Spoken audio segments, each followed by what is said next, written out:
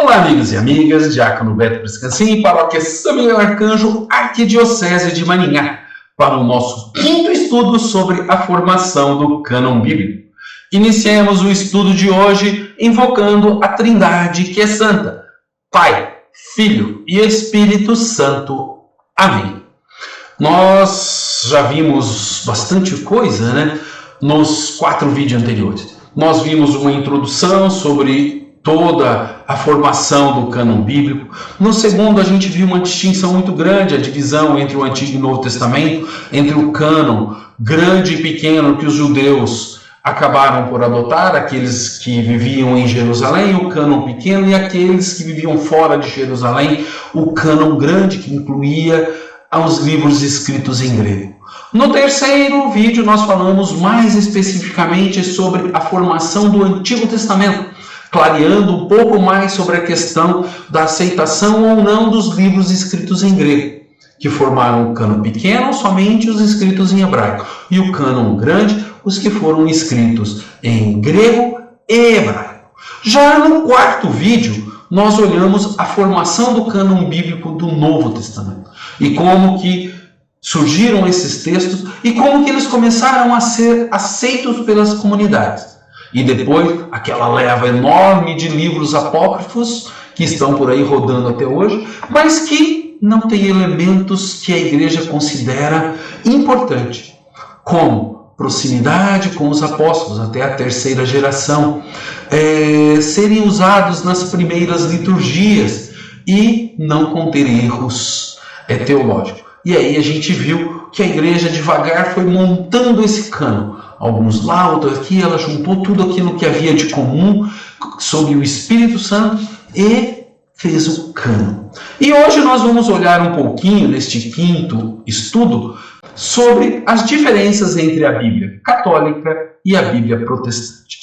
Se você ainda não é inscrito no nosso canal, se inscreva, esteja junto conosco e participe desta obra de evangelização. Todos que praticam a religião sabem que existe uma diferença entre a Bíblia católica e evangélica. Porém, nem todo mundo sabe o porquê que surgiu isso daí e onde estão as diferenças. E hoje nós vamos tratar um pouquinho disso daí. Então, iniciando. O cânon bíblico do Antigo Testamento, para nós católicos, contém 46 livros. E para os protestantes, 39. Nós já vimos isso daí. Nestes estão ausentes, foram excluídos os livros de Tobias, Judite, Sabedoria, Baruque, Eclesiásticos, que também é conhecido como Sirasta ou Siraque, 1º e 2º Macabeus. E também alguns fragmentos de Esther, Daniel e uma partezinha de Jeremias. Já vimos como os judeus acabaram por criar um cânon grande e um pequeno. O grande, que aceitam esses livros escritos em grego, e o pequeno, que não aceita esses livros.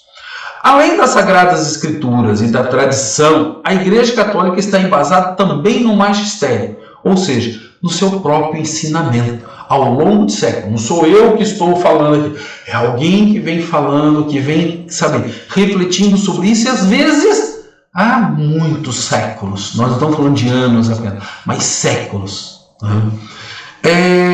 Isto garante que o evangelho transmitido e a fé professada são as mesmas ensinadas por Jesus Cristo naquela época e depois repetidas de forma oral pelos apóstolos. Então, isso daí nós chamamos de tradição da igreja, de magistério, a igreja que cuida como, uma mãe máter de tudo isso daí. No século XVI, Martinho Lutero, ao traduzir a Bíblia, passou a usar a lista pequena de 39 livros, deixando 7 livros que estavam escritos em grego de fora. Daí, eles passam a falar que a Igreja Católica incluiu outros livros. Não.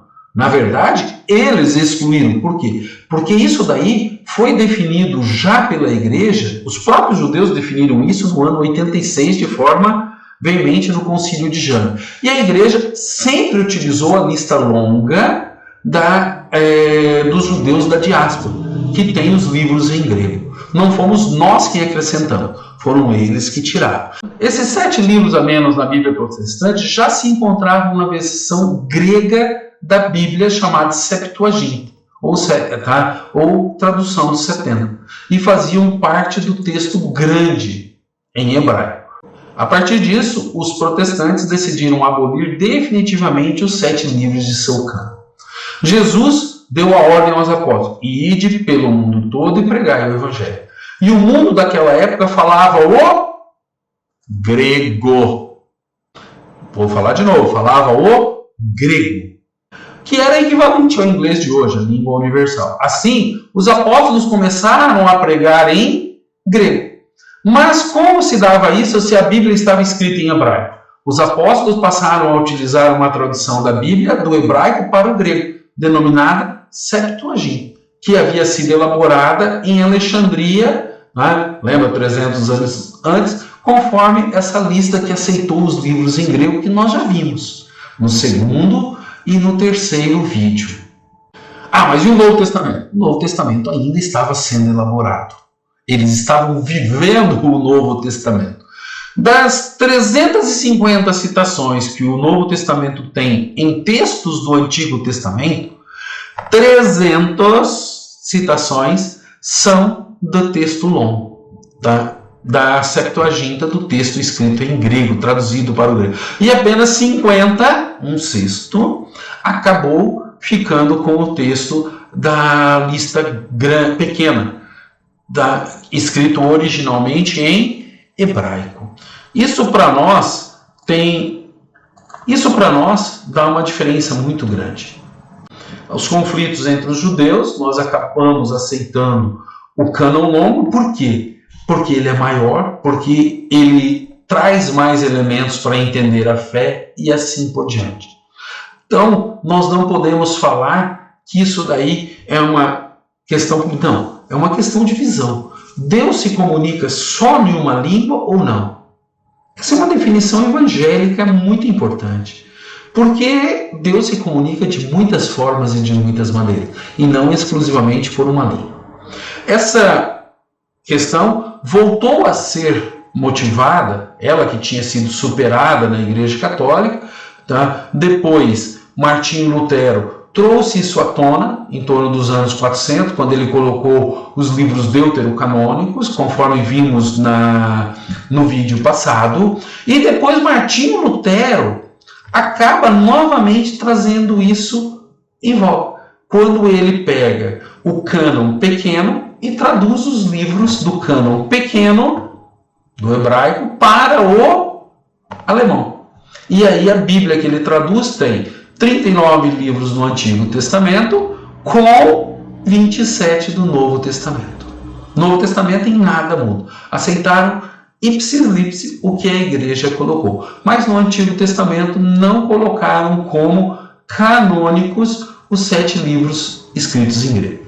Dessa forma, os protestantes aceitaram a Bíblia judaica, colocando em menos importância a autoridade dada pelo próprio Jesus e pelos próprios apóstolos, que utilizaram mais, principalmente os apóstolos, os textos da Bíblia longa. Jesus falou mais pelos textos da Bíblia porque ele era judeu e estava na sinagoga. E na sinagoga eram os livros da Bíblia da lista pequena. Porém, os discípulos usaram da grande, porque eles já estavam no mundo onde o grego era muito mais difundido. Para os católicos, basta saber quem define o cânon da Escritura. E quem define? A Igreja. Como? Com a sua autoridade, senão vai virar uma festa, cada um do seu jeito. E é aquele monte de cânon que a gente andou vendo. Então, a Igreja vai falar o quê? Ela vai pegar, vai definir que o Antigo Testamento contém 46 livros e o Novo Testamento 27 livros. E no Antigo Testamento, nos 46 livros, os 7 escritos em grego. E os evangélicos não vão aceitar os 7 escritos em gregos, que o Concílio de Jâmia já havia abolido, mas isso é só dos judeus, e que depois São Jerônimo colocou como deuterocanônicos. E aí Martinho Lutero vai, bater o martelo em cima e teremos uma Bíblia diferente no Antigo Testamento e 100% igual no Novo Testamento. Mas, o diácono, e se eu quero saber se uma Bíblia é católica ou evangélica? Fácil, gente. É só você olhar no início da sua Bíblia e você vai ter assim, imprimatur. Ou seja, um bispo, uma autoridade eclesiástica, autorizou a impressão daquele documento. Então é muito fácil. E se você olhar no seu índice e você ver lá no Antigo Testamento 46 livros, 1º e 2º Macabeus, Eclesiástico, Esther e assim por diante, você já fala, opa, católico. Se você não vê, é evangélico. Muda alguma coisa? Não, gente. A tradução do João Ferreira, né, é muito a partir dela, e a Bíblia Católica tem diversas traduções, muitas, algumas para estudo, outras para pastoral e assim por diante.